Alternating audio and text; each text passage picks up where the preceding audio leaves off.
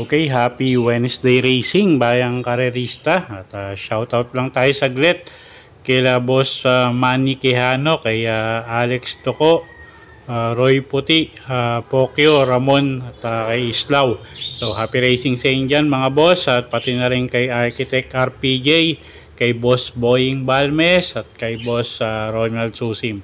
Okay, good luck sa inyo mga boss. Happy racing. At araw nga tayo ng Miyerkules, April 10, 2024. At sad to say nga, no? Wala pa yung carry over ngayon dahil 6 na karera lang yung nabuo ng Metro Turf. So malamang sa Biyernes yung carry over natin sa winner take all.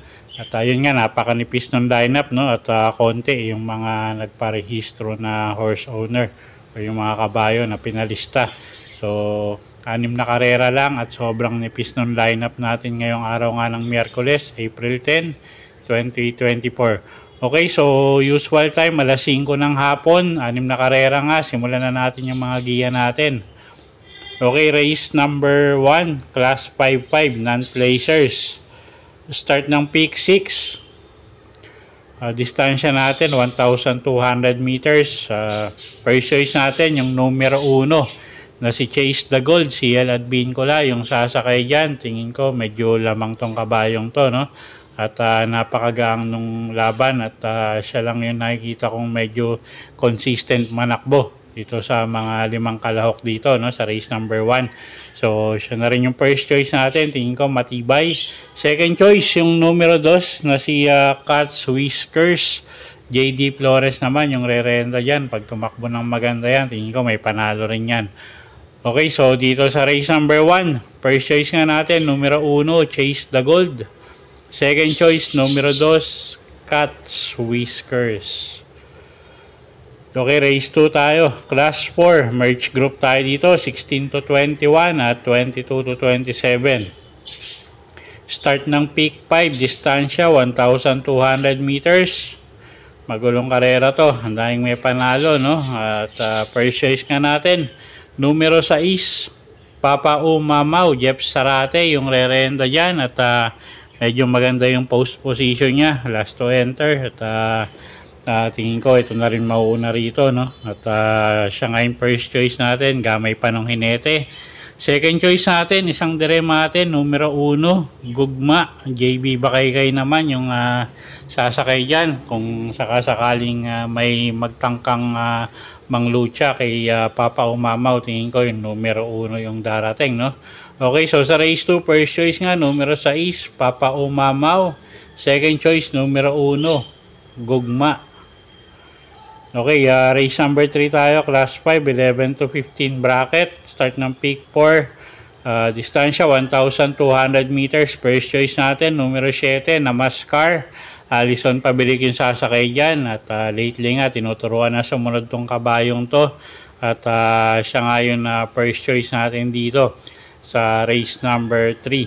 Second choice natin, yung numero 5 na si My Diamond. Sasakyan naman niya ni MR Elios. At pag nauna, tingin ko malaki panalo, no? Although nandito yung numero 6 na si Pretty. Pero tingin ko medyo mas sanay sa mabigat na laban to. At pwedeng pangdehado kung kursunada nyo yung numero 3 na si Alindog. Okay, so sa race number 3, first choice numero 7, Namaskar. Second choice numero 5, My Diamond. At pwedeng pangdehado kung kursunada nyo lang yung numero 3 na si Alindog. Okay, race 4 tayo. 1,200 meters ang distansya, class 5, 6 to 10 bracket. First choice natin dito, yung numero 1 na si Freedom.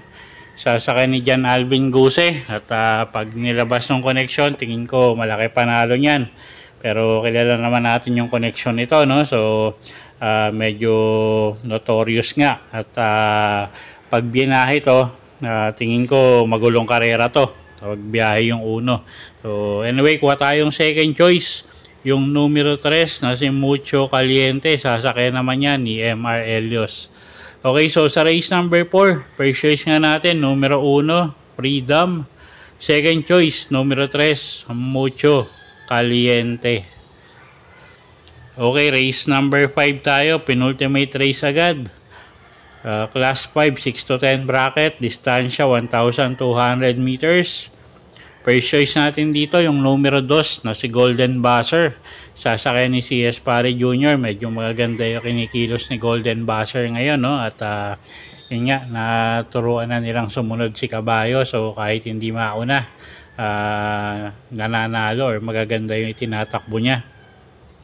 So siya yung first choice natin. Second choice, numero 8, Chef Cat. AB Serious naman yung sasakay dyan. Gamay din ng hinete. Maganda rin ipinakita nakaraan. So tingin ko malaki rin panalo niyan. At pangdehado natin dito, numero 1, Stark. Sasakay naman ni Mark Angelo Alvarez. Okay, so dito sa race number 5, first choice nga natin, numero 2, Golden Buzzer. Second choice, numero 8, Chef Cat. At third choice, numero 1, Stark.